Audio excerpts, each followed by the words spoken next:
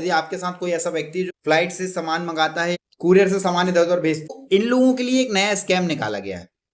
इस स्कैम से मैं आपको अवेयर कर देता। स्कैम कुछ इस तरह है कि अभी इस समय एयरपोर्ट के अधिकारी बन के कॉल किया जाता है कि आप ये व्यक्ति बोल रहे हैं। देखो, उनके पास डेटा कहाँ से आता है, इसके लिए मैं एक अलग वीडियो बनाता हूँ जिसपे आपको पता चलेगा कि हमारे डेटा का कैसे यूज हो रहा है।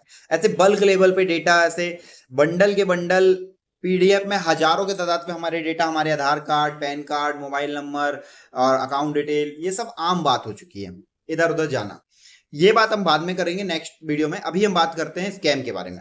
एयरपोर्ट से कॉल आ रहा है कि आप निशांत पटेल बोल रहे हैं। बोलेंगे आप, हाँ मैं निशांत पटेल बोल रहा हूँ। आपका एक सर आपके नाम से एक पार्सल आया हुआ था, मैं दिल्ली एयरपोर्ट से बात कर रहा हूँ, कस्टम डिपार्टमेंट से। सर बोलिए। आपके नाम पे एक पार्सल गया हुआ था जब वो स्कैन हुआ तो उसके अंदर ड्रग्स पाया गया है।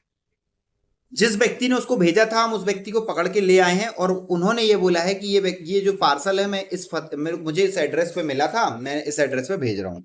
आपका नाम यहाँ पे आया हुआ है, आप एक काम करिए, दिल्ली एयरपोर्ट आ जाइए और कस्टम के ऑफिस में आके आप मिलिए। अब आप डर गए, आपको लगा पुलिस का कॉल है, ड्रग्स का मामला है, केस बन जाएगा। आप उससे बोलने लगे, नहीं साहब मेरा तो ऐसा कुछ भी नहीं है। नहीं नहीं नहीं, वो बोलेगा नहीं ऐसा बिल्कुल भी नहीं है, आप आइए, आपके ऊपर केस बन रहा है, नहीं तो मैं आपके ऊपर एफआईआर दर्ज करवा दूंगा, पुलिस आपको खुद उठा के ले आएगी। अब आप डर गए, आप डर के मारे आपने बोलने लगा नहीं साहब ऐसी कोई बात नहीं है, और वो फिर करेंगे पैसे की बात। 50,000 1 लाख रुपए आप भेज दीजिए, मामले को यहीं कहीं दबा दिया जाएगा। तो इस टाइप के स्कैम से भी अवेयर रहिए। मेरा एक मित्र है, इंदौर में रहता है, बार बार आता जाता रहता है।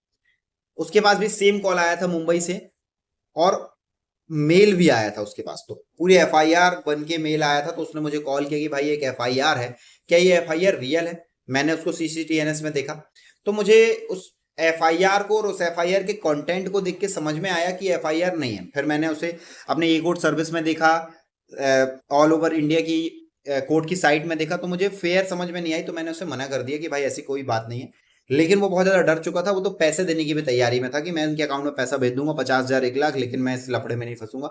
ड्रग्स का मामला है, 2-4 साल के लिए पैक हो जाऊंगा। तो इस स्कैम से अवेयर रहिए। यदि ऐसा कोई कॉल आता है तो आप पुलिस को बताइए और साइबर सेल में कंप्लेन कीजिए।